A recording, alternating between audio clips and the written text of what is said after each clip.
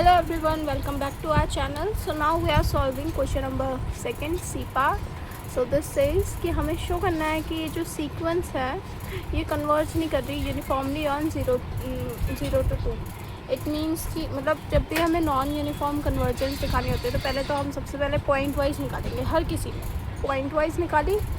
उसके बाद हम देखते हैं कि वो अपसाइलन वाला चीज़ मैंने बताया था ना पहले क्वेश्चन में कि अपसाइलन ढूंढ लेते हैं एज आ सच दैट कि नॉर्म ऑफ एफ एन के एक्स एन के, ठीक है, माइनस यहाँ पे वो लिमिट होती है एफ एक्स के, ये greater than equals to epsilon naught आ जाता है. तो ऐसा हमें कोई अपसाइलन ढूंढना है. ठीक है, so let's start question number 2 C part.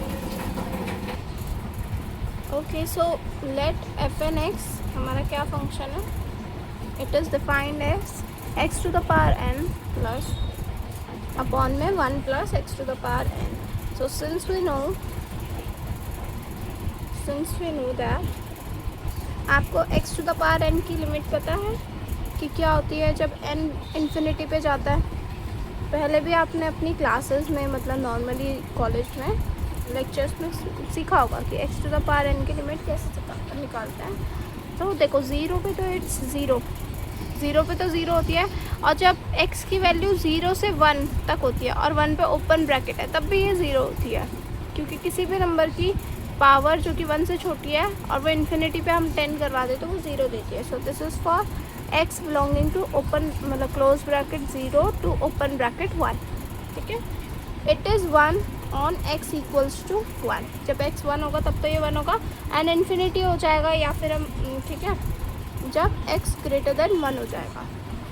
ठीक है, similarly limit n tending to infinity 1 plus x to the power n क्या बन जाएगा हमारा, इट्स 1. यहीं पे +1 होता जा रहा है 2 एंड इन्फिनिटी. कब जब x belongs to 0 to 1 open x equals to 1 and x greater than 1. ठीक है, तो फिर अब हमारा लिमिट एफ एन एक्स क्या क्या, बस डायरेक्टली इन्हें डिवाइड कर दो आपस में, which is limit n tending to infinity x to the power n upon में 1 plus x to the power n. It's 0, half and infinity by infinity form में आ रहा है हमारा आंसर 1. 1 कैसा आ रहा है आप ये देख लो, x to the power n 1 plus x to the power n. आप x to the power n common ले लो तो क्या आएगा 1 अपॉन में 1 by x to the power n plus 1. तो यहाँ पे जब इन्फिनिटी पे 10 कराओगे तो ये तो 0 बनेगा, आखिर में 1 आएगा. So this is 1 when x belongs to 0 to 1 open है x equals to 1 and when x is greater than 1. ठीक है, now point wise limit of fnx is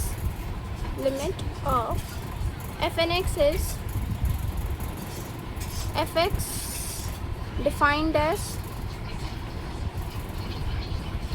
fx को डिफाइन कर देते हैं which is limit n tending to infinity fnx which is equals to 0, half, 1 for x belonging to 0 to 1 x equals to 1 and for x greater than 1 और x belonging to 1 से half भी हम कह सकते हैं, क्योंकि हमें 2 तक ही देखनी है, हमें 2 तक का ही काम है, इसलिए हम ये भी कह सकते हैं डायरेक्टली.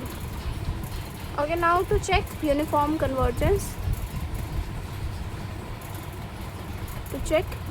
कन्वर्जेंस.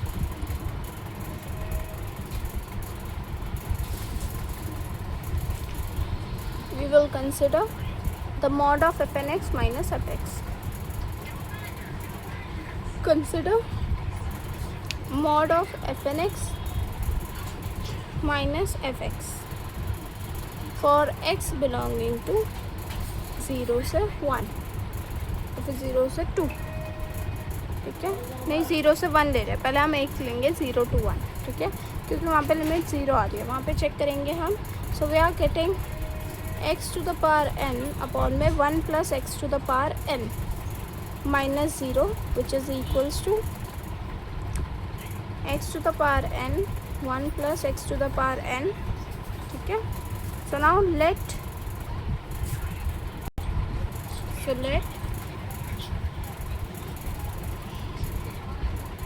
यहाँ पे हमने 0 से 1 के लिए क्या करा कि ऐसे mod fn(x) minus fx consider कर रहे हैं और फिर वहाँ पे देख रहे हैं x to the power n 1 plus x to the power n हमारा आ गया, ठीक है। सो लेट अब हम क्या करेंगे, एक एप्सिलॉन ढूंढेंगे, ठीक है। जैसे मैं स्टार्टिंग में बता रही थी कि हमें एक एप्सिलॉन ढूंढना है सच दैट ये मॉड जो है ना उससे बड़ा आ जाए, ठीक है। तो मैंने एप्सिलॉन नॉट, ये जो है प्रैक्टिस से अपने आप ही सोचना पड़ता है, ठीक है। अपने आप समझ में आ जाएगा कभी ना कभी, ठीक है। कभी ना कभी क्या पेपर आ गए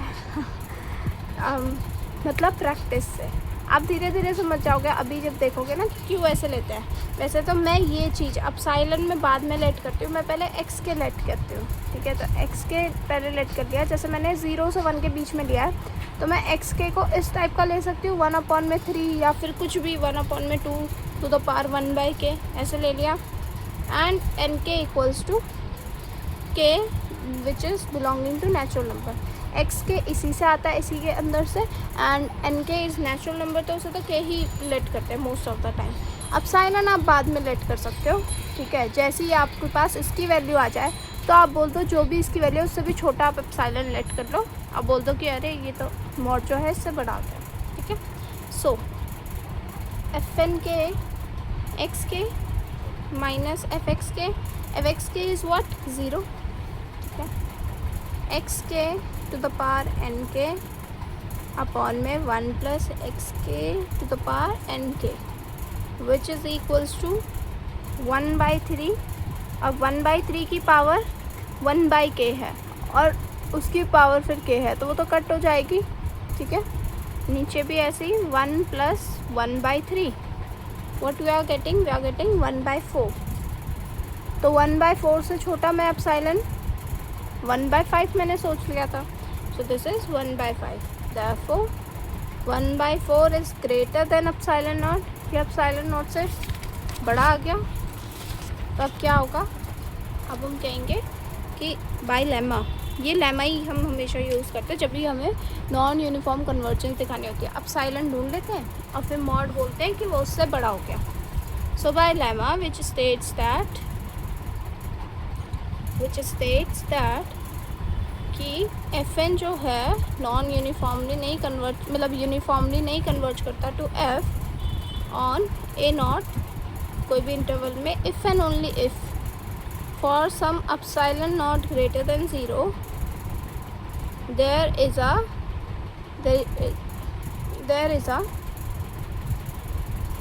कोई ना कोई हमें एक सब सीक्वेंस मिल रही है एफ एन के ऑफ एफ एन के हमें एक सब सीक्वेंस मिली जो कि हमने ली थी वहाँ पीछे 1/3 to the power 1/k of f n and sequence x के मिलती है belonging to a naught such that mod of fn के x के माइनस एफ एक्स के जो है ये ग्रेटर देन एप्सिलॉन नॉट हो जाए। तो हमें एक सीक्वेंस हमने ले ली थी ना 1/3 टू द पावर 1/k और हमने एन के भी ढूंढ लिया, मतलब एन के तो इस नेचुरल नंबर तो हम के ही लेते हैं most of the time it's के। तो इसकी वैल्यू हमें एप्सिलॉन नॉट मिल गया, सीक्वेंस मिल गई और ये ऐसा हो गया।